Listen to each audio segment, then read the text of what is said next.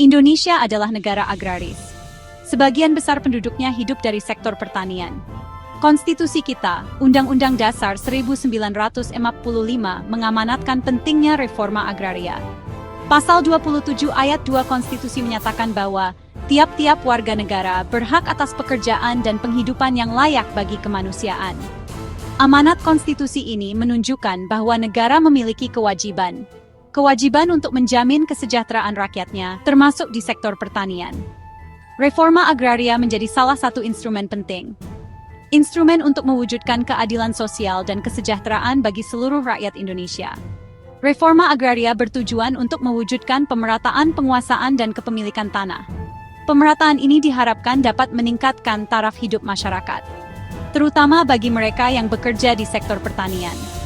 Program ini juga diharapkan dapat meningkatkan produktivitas pertanian. Kesenjangan kepemilikan tanah masih menjadi masalah di Indonesia. Hal ini menyebabkan ketimpangan ekonomi dan sosial. Reforma agraria hadir sebagai solusi untuk menciptakan struktur penguasaan tanah yang lebih adil dan merata. Reforma agraria adalah penataan kembali struktur penguasaan, pemilikan, penggunaan, dan pemanfaatan tanah.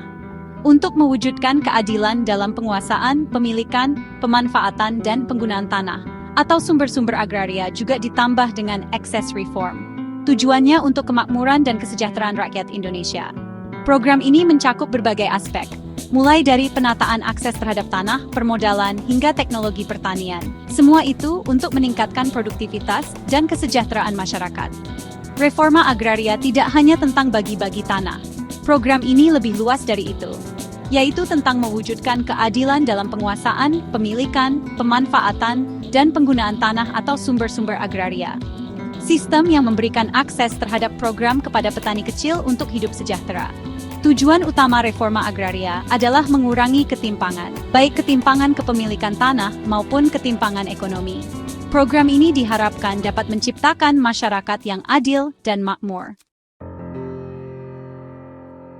Undang-Undang Nomor 5 Tahun 1960 tentang Peraturan Dasar Pokok-Pokok Agraria atau UUPA menjadi landasan hukum reforma agraria. UUPA mengamanatkan beberapa asas dan prinsip yang harus dijunjung tinggi dalam pelaksanaan reforma agraria. Pertama, asas keadilan. Asas ini menekankan pentingnya pemerataan dan keadilan dalam pembagian, penguasaan, dan pemanfaatan tanah. Kedua, asas kemanfaatan. Tanah harus dimanfaatkan untuk sebesar-besarnya kemakmuran rakyat. Ketiga, asas kepastian hukum. Pelaksanaan reforma agraria harus menjamin kepastian hukum bagi semua pihak. Keempat, asas keberlanjutan. Pemanfaatan tanah harus memperhatikan kelestarian lingkungan. Prinsip-prinsip ini menjadi acuan bagi pemerintah dalam merumuskan dan melaksanakan kebijakan reforma agraria. Tujuannya agar program ini berjalan efektif dan mencapai tujuannya.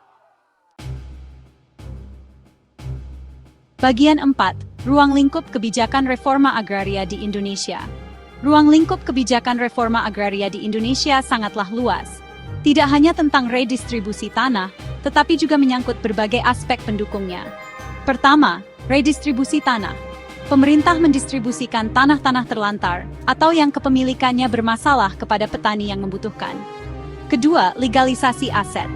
Pemerintah memberikan kepastian hukum atas tanah yang dikuasai masyarakat, tetapi belum memiliki sertifikat. Ketiga, pemberdayaan masyarakat. Pemerintah memberikan pelatihan, pendampingan, dan akses permodalan kepada petani penerima reforma agraria. Keempat, pengembangan kelembagaan. Pemerintah memperkuat kelembagaan petani dan lembaga-lembaga terkait reforma agraria. TAP MPR RI Nomor 9 Tahun 2001 tentang Pembaruan Agraria dan Pengelolaan Sumber Daya Alam menegaskan pentingnya reforma agraria. TAP MPR ini menjadi landasan politik yang kuat. Landasan untuk pelaksanaan reforma agraria yang lebih sistematis dan berkelanjutan. Bagian 5. Tantangan dalam implementasi reforma agraria. Meskipun memiliki landasan hukum dan politik yang kuat, implementasi reforma agraria di Indonesia masih menghadapi berbagai tantangan. Pertama, sengketa dan konflik agraria. Sengketa lahan antara masyarakat dengan pemerintah atau perusahaan sering terjadi. Sengketa ini menghambat proses reforma agraria. Kedua, pendataan dan inventarisasi tanah. Data tentang kepemilikan, penguasaan, dan pemanfaatan tanah yang akurat masih terbatas. Ketiga, keterbatasan sumber daya. Anggaran pemerintah untuk reforma agraria masih terbatas, demikian juga dengan komitmennya.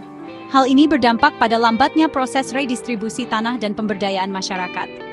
Keempat, sering terjadi perubahan kebijakan. Perubahan kebijakan yang sering terjadi menyebabkan ketidakpastian dalam pelaksanaan reforma agraria. Tantangan-tantangan ini harus segera diatasi. Dibutuhkan komitmen dan sinergi yang kuat. Sinergi antara pemerintah, masyarakat, dan seluruh pemangku kepentingan. Tujuannya agar reforma agraria dapat berjalan efektif.